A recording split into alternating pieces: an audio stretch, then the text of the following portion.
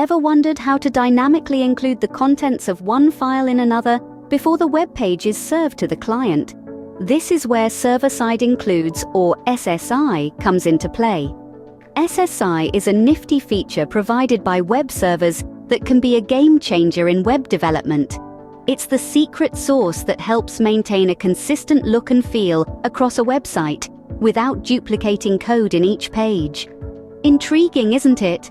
Stay tuned as we unravel the process of using SSI step by step. Server-side includes, or SSI, is a simple yet powerful feature offered by web servers. This dynamic tool allows the contents of one file to be included in another before the web page is served up to the client. You might be thinking, why is that useful? Well, imagine you want to include common elements such as headers, footers, navigation menus, or advertisements across multiple web pages without duplicating the code in each page. SSI is your solution. To take advantage of server-side includes, you've got to have a couple of things in place. Firstly, your web server, whether it's Apache HTTP server or Nginx, must have SSI enabled. Secondly, your web pages must utilize the appropriate SSI directives, acting like a beacon to signal where and what content should be included. Let's paint a picture. Say you've got an HTML file and you want to include a snazzy header and footer. You would use the SSI directive to incorporate these elements into your file. The web server then processes these directives and includes the contents of the specified files before serving the page to your audience. While SSI can streamline your web development and maintain consistency across your site, it's not without its potential pitfalls. If not properly configured, or if files from untrusted sources are included, it could introduce security risks. Now that we have a basic understanding of SSI, we will delve into the step-by-step process of using it. The first step in using SSI is to enable it in your web server. Now, this might sound a bit technical, but don't worry, we'll break it down step by step. Let's say you're using Apache HTTP server, a popular choice for many web developers. To enable server-side includes, you'll need to add a couple of specific lines to your server configuration file, which is typically named httpd.conf. The first line to add is add type text html.html. This line is telling the server that any file ending with shtml should be treated as an HTML file. The html extension is commonly used for HTML files that include SSI directives. The second line to add is add output filter includes html. This line is instructing the server to process SSI directives in html files. It's like telling the server, hey, if you see a shtml file, make sure you look for and process any SSI directives before you send the file to the client. Now, you might be wondering, what's a directive? Well, in the context of SSI, a directive is a command that tells the server to include the contents of one file in another file. We'll talk more about directives in the next scene. After adding these lines to your server configuration file, there's one more crucial step. Enabling the mod_include module. This module is responsible for handling SSI directives. Without it, the server wouldn't know what to do with the directives, and your SSI wouldn't work. So make sure the mod_include module is enabled. Remember, these steps are specific to Apache HTTP server. If you're using a different web server, like Nginx, the process might be slightly different. So, always check the documentation for your specific web server. And that's it. You've enabled SSI in your web server. It's like setting the stage for a play. You've got the lights, the sound, the props all set up. Now it's time for the actors, the SSI directives, to do their part. With SSI enabled in your web server, the stage is set for the next step. Now that we have enabled SSI, the next step is to use SSI directives in our HTML files. Imagine you're crafting a website, and there are certain elements like headers, footers, or navigation menus that are common to all pages. Rather than duplicating these elements on every page, wouldn't it be convenient to write them once and include them as needed? That's exactly what SSI directives allow you to do.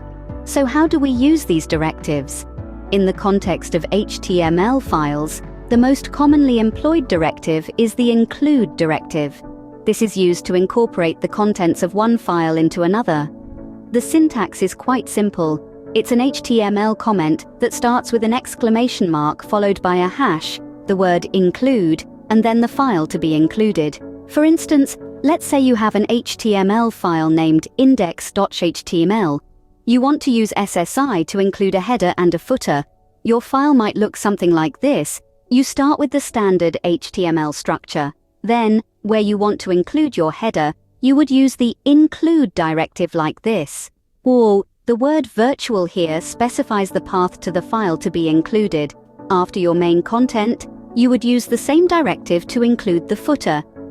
Now, when a client requests the index.html page, the web server will process these SSI directives. It will replace each directive with the content of the specified file before serving the page to the client. In this way, SSI directives provide a powerful tool for maintaining a consistent look and feel across your website.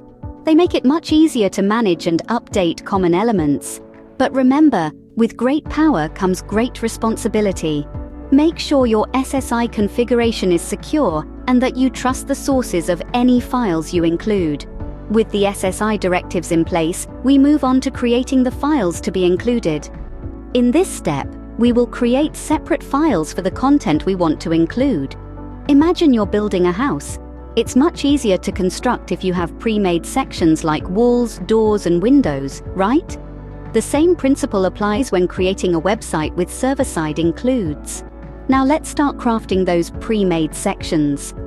We're talking about unique files for your headers, footers, navigation menus, or even the sidebars. These are the elements that remain consistent across your website, giving it a unified look and feel that your visitors will appreciate. To create these files, you can use any text editor you're comfortable with. Write your HTML codes as you usually would. For instance, an HTML file for a header might contain your website's logo, the navigation menu, and perhaps a welcome message. A footer file, on the other hand, might include copyright information, links to your privacy policy, and social media buttons. It's important to note that these aren't just regular HTML files. They are your website's building blocks, and the beauty of it is, once you've crafted these files, you can use them across your website without having to duplicate your code. But what if you want to include a file that also includes another file? Well, you're in luck. These files you're creating for inclusion can also be other SSI files. That's the flexibility of server-side includes.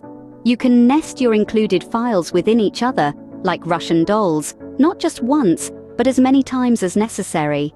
Now, remember to save these files in a dedicated directory, such as /includes/. This way, you'll have all your included files neatly organized in one place.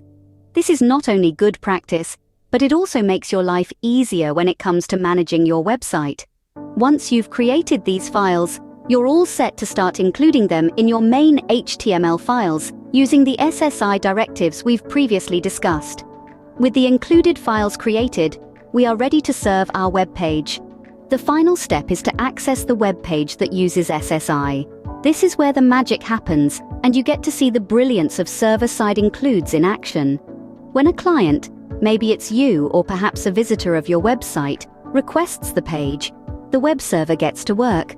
It processes the SSI directives that you've carefully placed in your HTML files. These directives are like instructions for the web server.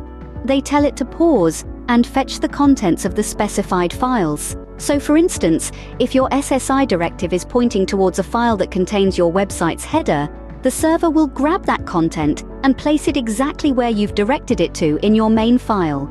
It does this before it serves the page to the client. This process is done on the server side, hence the name server-side includes. This means it's all happening behind the scenes, invisible to the client. They simply request the page, and the web server delivers it, fully formed and ready to go. The client doesn't even know that parts of the page they're viewing are actually from separate files. All they see is a seamless, integrated web page. This is the beauty of server-side includes. By using SSI, you can maintain a consistent look and feel across your website. You can easily update common elements like headers, footers, or navigation menus without having to modify every single page individually. It's a time saver, a lifesaver, and a game changer for web developers. But a word of caution, while SSI is incredibly useful, it can introduce security risks if not properly configured, or if including files from untrusted sources.